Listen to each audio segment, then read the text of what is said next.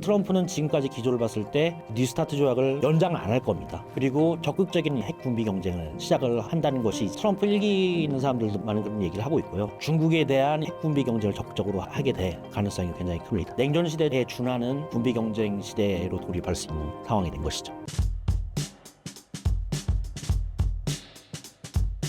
안녕하세요. 우리는 미국을 모른다의 작가 김동현입니다. 정말 오랜만에 출연을 했는데요. 독자 여러분 그리고 시청자 여러분의 성원 덕분에 다행히도 책도 어느 정도 이제 교본급 3반기 이제 베스트셀러 정치사회 부분 2위에 올랐습니다. 우선 그렇게 크게 이제 기대하지 않았고 어떻게 보면은 이게 전문서적 위주로 해서 지난 이제 10여 년간의 이제 기자 생활을 좀 정리한 책이었는데 그래서 이제 우리나라의 외교안보 전문가 그리고 관료 그리고 언론 쪽에 약간 초점을 둔 이 책이었는데 저도 이제 예상 밖에 이제 많은 대중들이 이제 관심을 가져주셔서 몸둘 바를 모르겠습니다.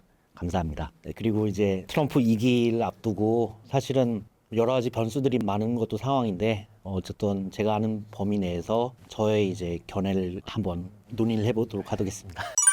트럼프의 재당선을 예상하셨나요? 일부 전문가에서는 이게 자랑처럼 돼가지고 예측했다 뭐 이렇게 얘기하는 사람들이 있는데 저는 이제 솔직하게 얘기할게요. 사실은 7월 전후 트럼프 대통령의 피격 전까지만 해도 어떻게 보면은 아직은 확신해서 얘기할 수 없는 수준이었고요.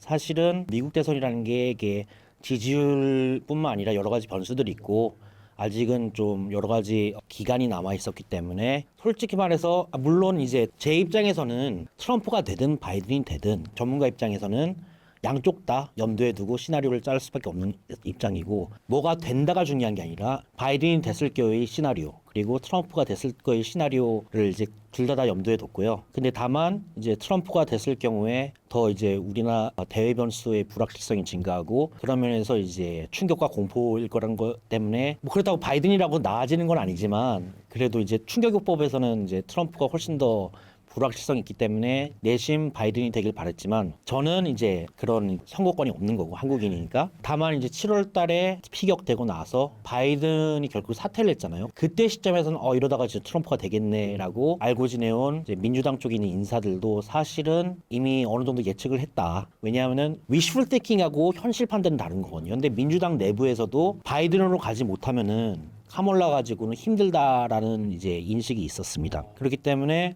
그 이유는 당연히 카몰라가 그만큼 준비가 기간이 굉장히 짧았고 그나마 바이든으로 해야지 조금이라도 비벼볼 수 있는데 그것도 유리한 상황은 아니었지만 카몰라가 되는 시점에서는 어떻게 하면 잘 질까라는 전략으로 좀 전환됐다고 이제 민주당 내부에서도 그런 분위기를 좀 이룰 수 있었고요. 어쨌든 그런 면에서 봤을 때 7월 시점에서는 제가 우려했던 시나리오가 현실화되는구나는 건 감지를 했습니다. 트럼프 2.0 시대에 벌어질 외교적 움직임에는 어떤 것이 있을까요?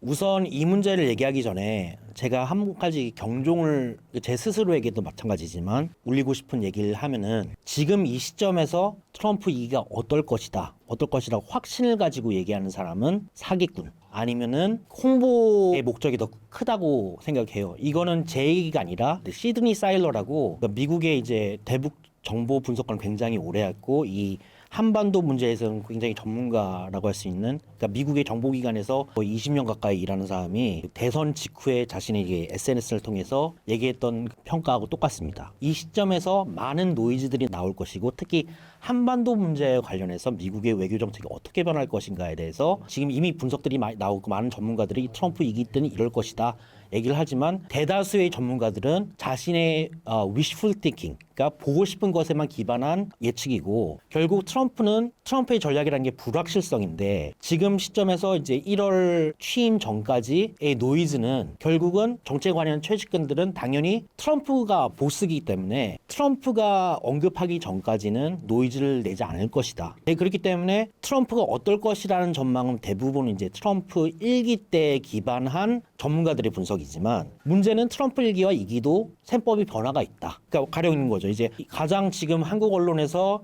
이슈가 많이 되는 것이 트럼프가 북미 대화를 이제 준비할 것이다. 근데 그 문제에 대해서도 확신할 수가 없는 겁니다. 왜냐하면은 트럼프 1기 때하고 2기 때의 차이는 무엇이냐? 트럼프 일기 때는 대규모 전쟁이 없었어요. 그러니까 실제적으로 지난번 제가 출연할 때 말씀드린 것처럼 미국의 트럼프가 됐음에도 불구하고 민주당이 됐음에도 불구하고 바뀌지 않은 셈법이 무엇이냐가 중요하다는 게 그거거든요. 그거는 결국은 미국의 패권적 지위를 흔들 수 있는 세력이 누구인가. 근데 그 순위에 따른 위협에서 북한은 우선순위에 밀립니다. 그리고 러시아가 있고 중국이 있습니다. 러시아는 지금 우크라이나 전쟁을 하고 있고 트럼프 대통령은 우크라이나 문제에 대해서 어쨌든 자기가 24시간, 48시간 내에 이제 끝낸다고 얘기했지만 그건 좀 약간 수사적인 발언이고 어쨌든 조기에 하겠다. 그러니까 우선순위에서 밀릴 수밖에 없는 것이고 또 이 과정에서 북한 같은 경우도 북한은 이제 전제주의 국가인데다가 지금 최근에 러시아와 북한이 이제 파병 때문에 이제 밀착돼 있지 않습니까? 김정은 입장에서는 시간은 자기 편인 겁니다. 트럼프의 가장 큰 단점은 그럼에도 불구하고 장점이자 단점이죠. 재임기를 이제 생각할 필요가 없다는 거는 어떻게 보면 장점일 수 있지만 자기가 특히 이제 이번에 상하원 다 이제 장악했지 않습니까? 공화당이. 그렇기 때문에 자기 마음대로 이제 정책을 펼 수 있는 공간이 넓어졌다.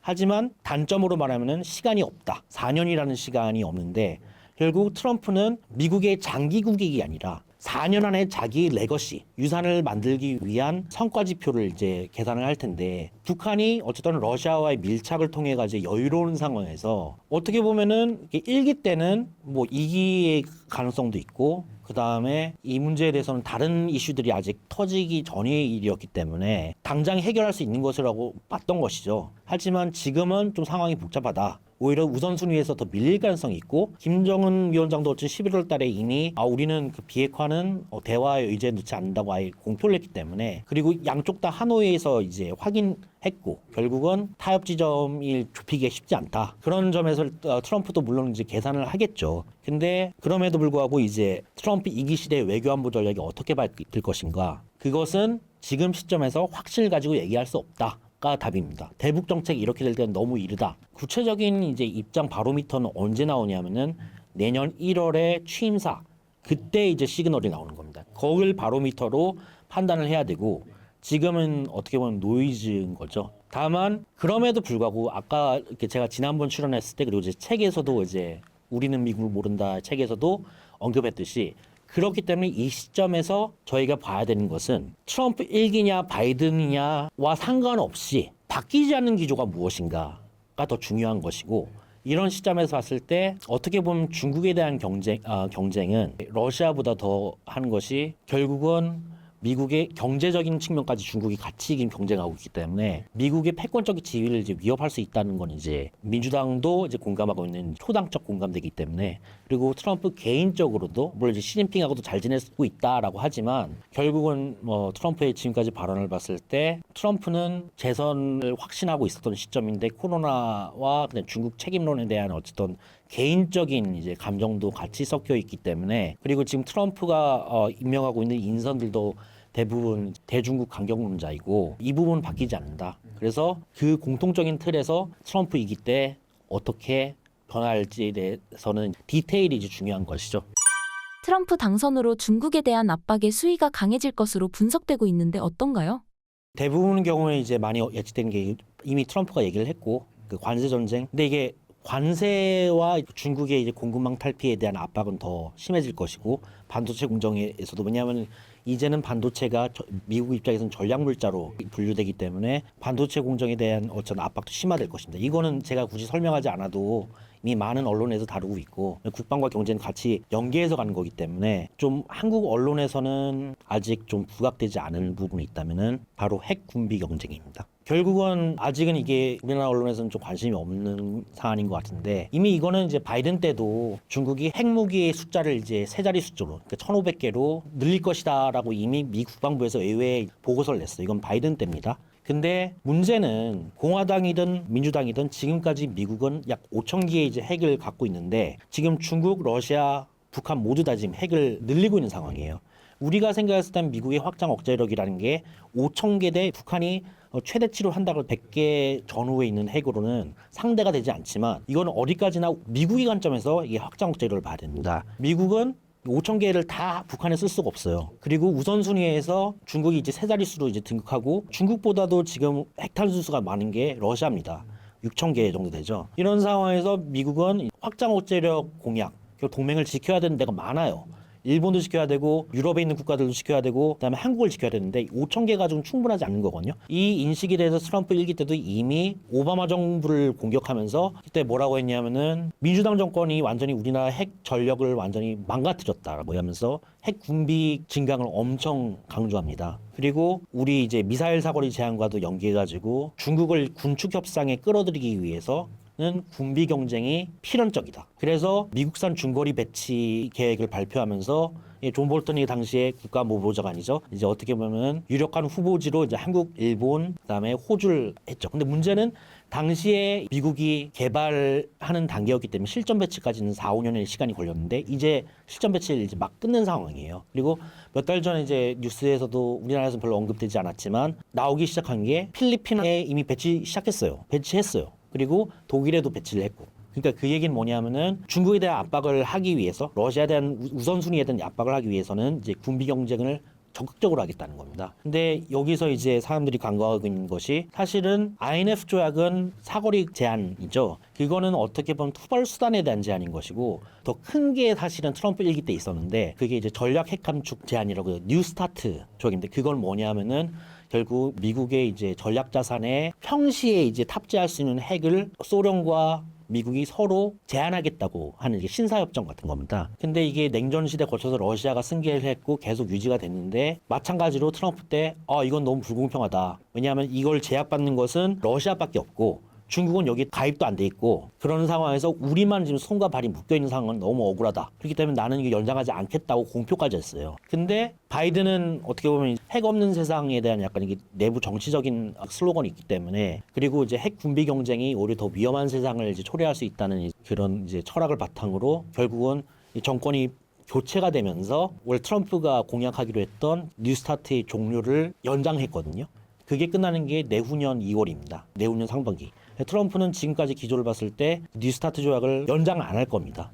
그리고 적극적인 이제 핵 군비 경쟁을 시작을 한다는 것이 이제 트럼프 1기 있는 사람들도 많은 그런 얘기를 하고 있고요. 그런 상황에서 어떻게 보면은 중국에 대한 이제 핵 군비 경쟁을 적극적으로 하게 될 가능성이 굉장히 큽니다. 그래서 사실상 어떻게 보면은 냉전 시대에 준하는 이제 군비 경쟁 시대로 돌입할 수 있는 상황이 된 것이죠. 중국이 왜 러시아에 비해서 더 위협적인 존재야. 중국은 경제도 같이 갖고 있기 때문에 경제와 이제 군사력은 같이 가는 거거든요. 패권 지위를 확보하려면은. 근데 둘 다 지금 위협하고 있는 상황에서 트럼프 1기 때도 이미 나왔지만 이제 동맹에 대한 양자택일. 그러니까 이제는 뭐냐면은 바이든은 어떻게 보면은 좀 이제 거칠게 수사를 하지 않고 어떻게 보면 이제 대중국 견제에서 이제 끌어들이는 역할을 했다면은 트럼프 때는 노골적으로 양자택일을 강요하는 시점인 거죠. 만약에 너희가 그런 이제 부담 분담, 버든 쉐링 관점에서 중국 압박에 참여하지 않을 거면 우리도 너희를 버릴 수 있어라는 이제 셈법이 전방위적으로 강화될 것입니다. 미국의 견제에 맞서는 중국의 전략은 무엇인가요?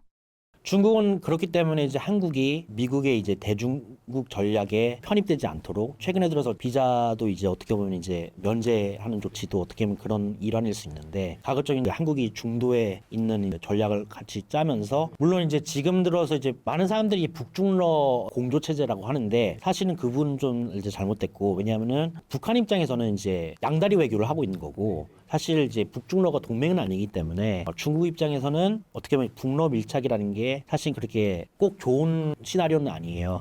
근데 문제는 그럼에도 불구하고 이제 북한과 러시아가 미국을 압박하는 상황이 계속 발생했을 때 중국 입장에서는 동조하게 되는 경우가 많죠. 왜냐하면 트럼프가 얘기하는 대로 공통점은 어떤 미국에 대한 불신이기 때문에 트럼프 입장에서는 북중러의 삼각 공조를 깨려고 그렇기 때문에 이제 러시아와의 휴전에서도 빨리 성사시키려고 하는 것인데 1기 때와 상황이 많이 다르다. 이미 전쟁이 벌어진 입장에서 그리고 세 개 나라 모두 어쨌든 미국의 어젠다를 방해하기 위해서는 각각 다른 영역에서 지금 전략적으로 이제 연계하고 있는 상황에서 중국은 오히려 북러 관계를 활용하면서 지렛대로서 또 미국을 압박할 수 있는 가능성이 굉장히 높아지죠.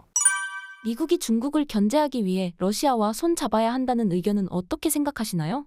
그게 이제 트럼프 1기 때는 그런 생각이 분명히 공화당 내에서 있었어요. 키신저 외교 해가지고 이제 중국을 끌어들이면서 소련을 고립시키는 전략을 역으로 취해서 그리고 그 부분에서는 어느 정도 셈법에서 왜 트럼프가 그러면 이제 북한과의 대화를 시도했냐면 그런 측면도 분명히 있었던 거예요. 당시에 이제 북한 상황을 보면은 북한이 핵을 고도화하는 거는 이제 미국에 있는 전문가들은 어떻게 보고 있냐면은 표면적으로는 한미를 염두에 두고 있지만 궁극적으로는 중국도 겨냥하고 있는 것이다. 그래서 보면은 장성택 주총독이 중국과의 어떻게 연대를 끊기 위한 그리고 중국이 어쨌든 생명줄을 잡고 있기 때문에 그리고 김정남 같은 경우도 원래 중국이 보호하고 있었잖아요. 결국은 이제 김정은 입장에서는 이게 친중이 아닙니까? 그러니까 전략적으로 이용하는 거지만 중국이 경제적으로 항상 목에 이제 비술하는 입장에서는 핵 고도화를 통해서 중국을 포함해서 나한테 간섭하지 말게 만드는 거기 때문에 핵을 늘리고 있는 상황이거든요. 그런 상황에서 봤을 때 당연히 이제 트럼프 1기 때는 무엇이었냐면은 러시아와 친해져 갖고 중국을 견제하는 동시에 북한과도 정상화를 통해 가지고 북한의 핵이 잠재적으로 중국에게도 향할 수 있는 그런 시나리오를 분명히 그리고 있었던 겁니다. 근데 지금은 이제 트럼프 2기 때는 이제 상황이 달라졌다는 말입니다. 왜냐하면 북러가 밀착을 하고 있고 설사 우크라이나 휴전 성사가 된다고 하더라도 러시아 입장에서는 미국의 어쩌면 그런 셈법에 그대로 놀아나진 않을 것이라는 게 있고 그럼 김정은도 마찬가지이기 때문에 그 시나리오에 맞게 움직여줘야 되는데 이게 1기의 각본으로는 더 이상 이제 적용되기 어려운 시점입니다. 중국의 대만 침공 가능성에 대해서 미국은 어떻게 보고 있나요? 저도 미국의 소리 방송을 하면서 구축했던 네트워크가 있고 정기적으로 그런 모임에 화상 방식으로 비공개고 오프 더 레코드로 이제 초청을 받습니다. 그래서 최근에 트럼프 때 이제 고위 관리였던 사람들의 발언 익명으로 전달했을 때 얘기하는 내용을 들어보면은 일단 우선적으로 봤을 때 중국이 어쩌면 이 핵을 굉장히 늘리고 있는 상황이잖아요. 지금 미국에서는 우려하는 게 이 핵 확장 억제력에서 지금 미국은 너무 부담이 많다. 근데 중국이 타이완 침공을 시도해서 우리가 막을 수는 있는데 필요성에 엄청난 희생을 치더라도 그때 이제 자신들이 걱정하는 건 뭐냐면 그 이후의 시나리오에 대해서 그러면은 시진핑의 권력 구도상 재래식 전략에선 실패한 시도인데 거기서 멈추겠느냐라는 거죠. 왜냐하면 이게 위구르 신장 지구나 이런 독립 세력들에 대한 시그널링도 같이 존재하는 거기 때문에 국방부 커뮤니티에서는 최악의 상황을 그렸을 때 실제적으로 이제 중국이 핵 역량을 늘리고 있는 상황에서 중국이 저위력 핵폭탄, 그러니까 전술 핵폭탄을 실제 투하할 수 있는 가능성이 굉장히 높다고 보고 있습니다. 물론 이제 가능성 얘기인 거고, 근데 문제는 뭐냐면은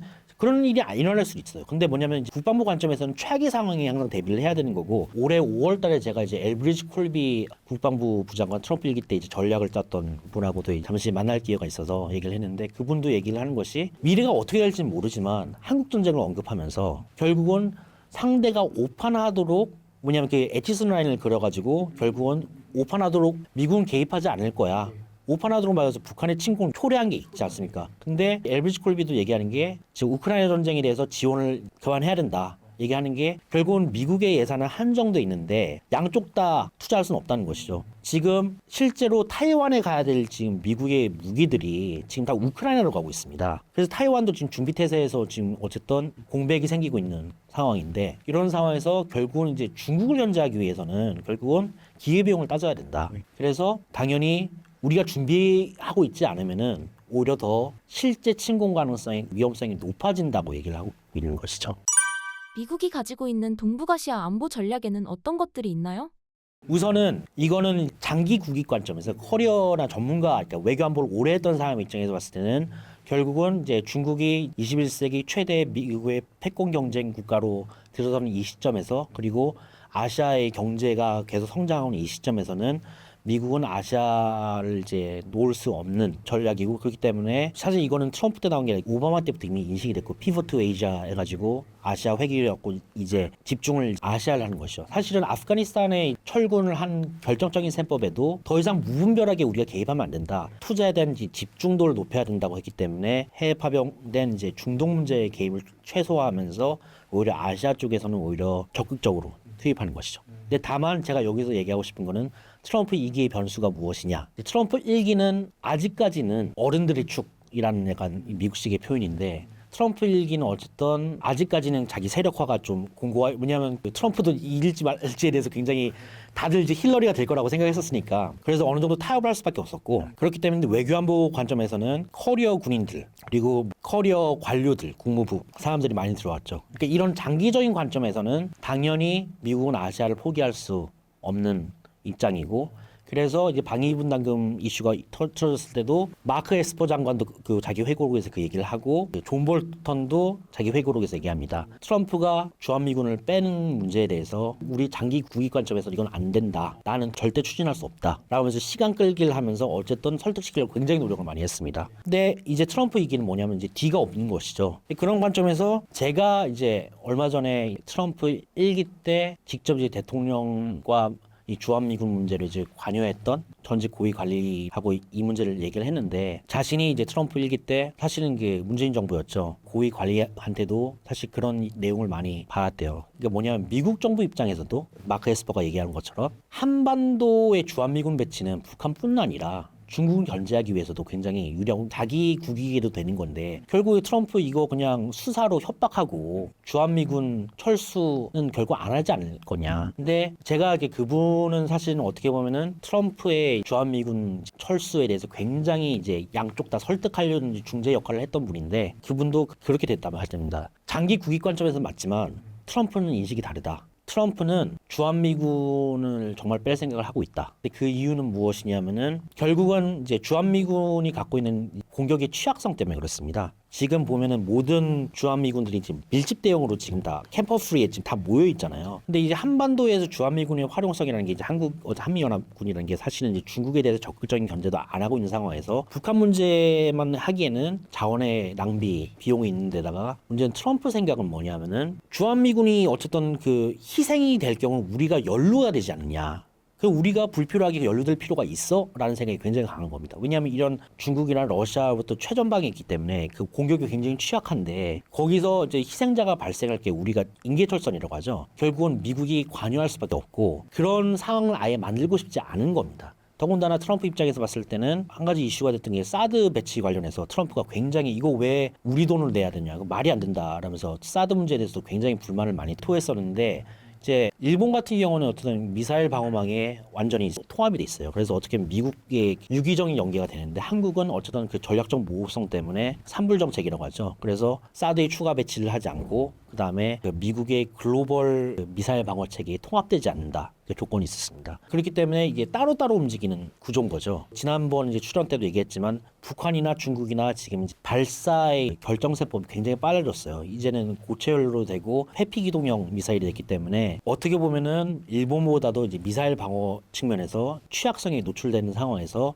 트럼프는 그런 이제 부담을 지고 싶지 않는 세법이 굉장히 강하다는 것이죠. 물론 그럼에도 불구하고 한미 동맹이나 이런 걸 생각했을 때 장기국익 관점에서는 취약성도 있지만, 또 미국이 중국을 전진 기지로서 중국을 압박할 수 있는 플랫폼으로 쓸 수 있지만, 결국은 트럼프 입장에서는 자기 이제 4년밖에 안 남았잖아요. 그러니까 내 뒤에 공화당이 되든 민주당이 되든 나는 그걸 신경 안 쓰고 나 때 유산이 무엇인가 굉장히 중요한 셈법인 거예요.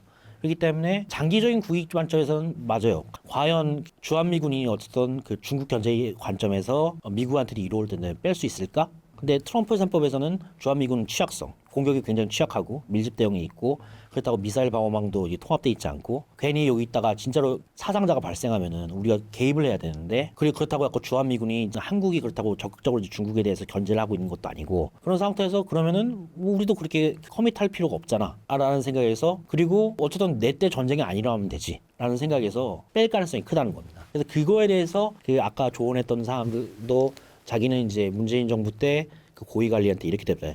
트럼프 갖고 장난치지 마라. 감히 니네가 뺄 수 있겠어? 니네 국익에서 그렇다 했다가 정말로 뺄 수 있다. 그래서 브링크맨십이라고 외교에서는 벼랑끝 외교라고 하죠. 벼랑끝 외교를 시험하지 말라라는 얘기를 굉장히 많이 해요. 그래서 그런 부분에 있어서 트럼프 1기와 2기는 좀 셈법이 많이 바뀐 겁니다. 결국 주한미군 이제 철수나 이런 부분에 있어서 트럼프를 설득시키려면은 결국 동맹의 가치, 대중국 견제에서의 가치를 증명할 필요가 있는 것이고, 그런 면에서 결국 인식을 변화를 시켜야 되는 겁니다. 주한미군 배치했을 때 그러면 한국이 나한테 뭘 줄 것인데, 그건 단순히 비용의 문제가 아닙니다. 결국은 자신의 최우선 어젠다, 중국 견제에서 한국이 뭘 나한테 제공해 줄 것인데, 거래적인 관점에서 보게 된다는 것이죠. 중국이 대만을 침공하려는 명확한 이유가 무엇인가요?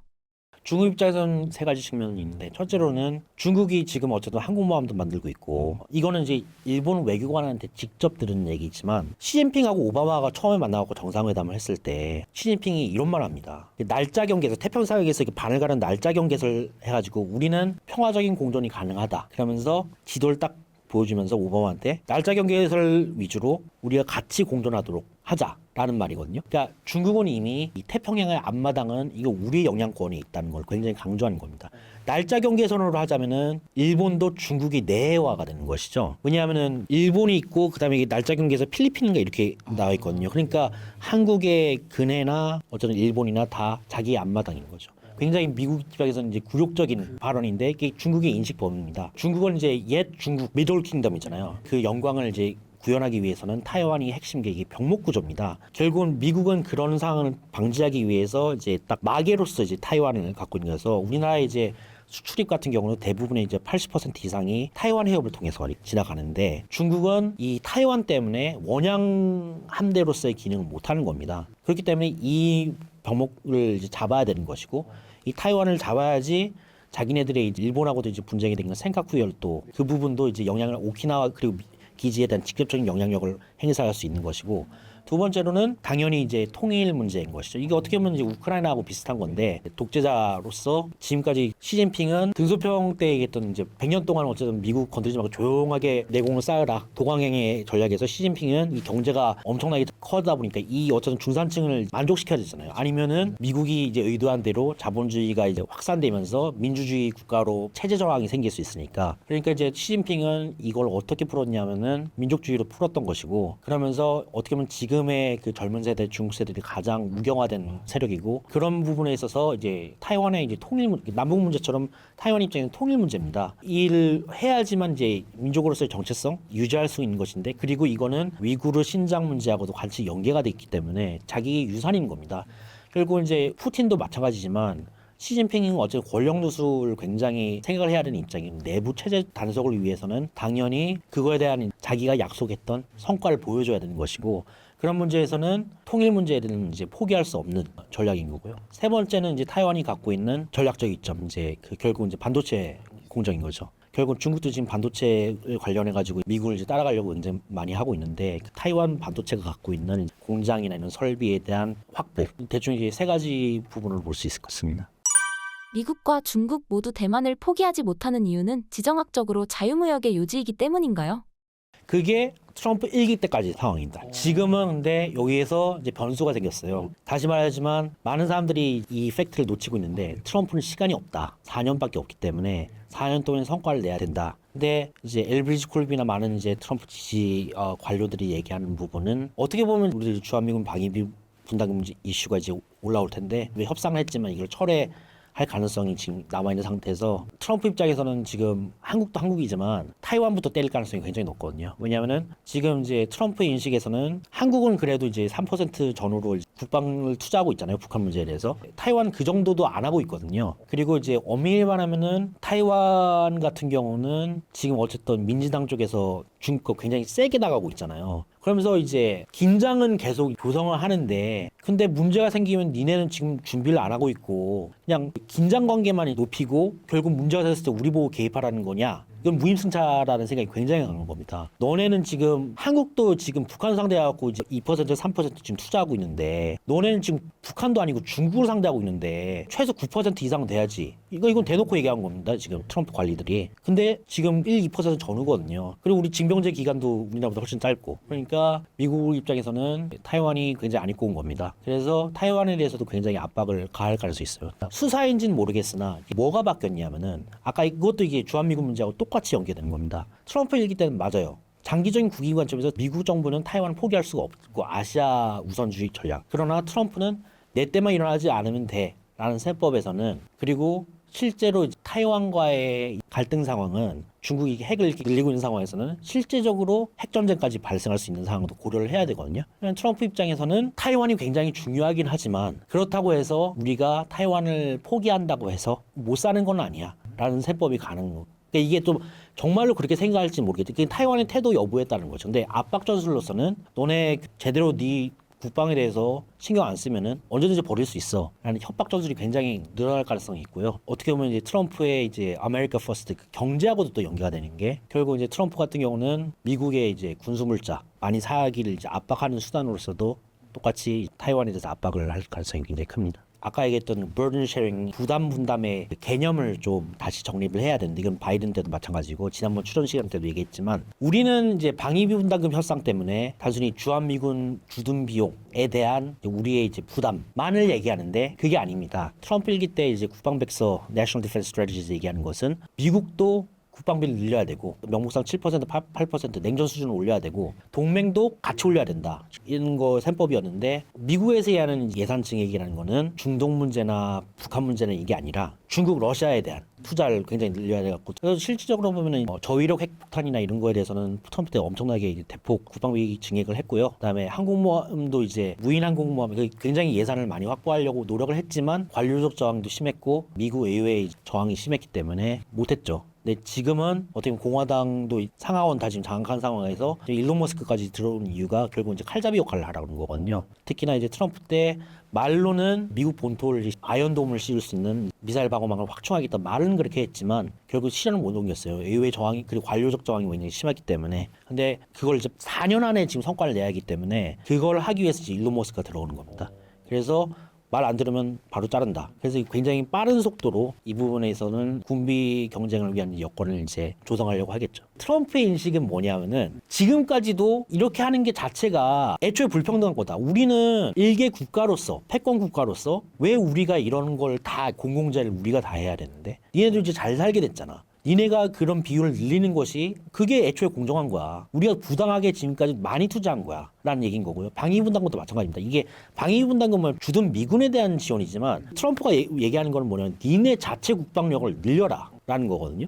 한국도 그런 부분에서 봤을 때 전자권 전환 같은 경우도 지금 연계가 되는 건데 결국은 한국이 그만큼 국방력에서 투자를 많이 해야 된다 라는 얘기인 거고 그런 부분에 있어서는 이게 단순히 방위비 분다고 해서 돈 얼마 주 이 문제가 아닙니다. 결국은 중국과의 전쟁 상황에서 너네가 정말 우리 동맹의 일원이라면은 동맹답게 팀 플레이 할 수 있는 역할을 만들어라 라는 것이거든요. 우리한테 의지하려고 하지 말고 라는 이제 셈법이 강해진 건